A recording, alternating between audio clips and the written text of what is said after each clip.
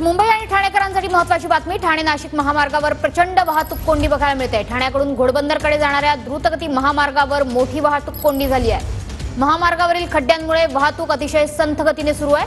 वाहतूक कोंडीचा वाहन चालकांसह रुग्णवाहिकांना सुद्धा जबर फटका बसतोय।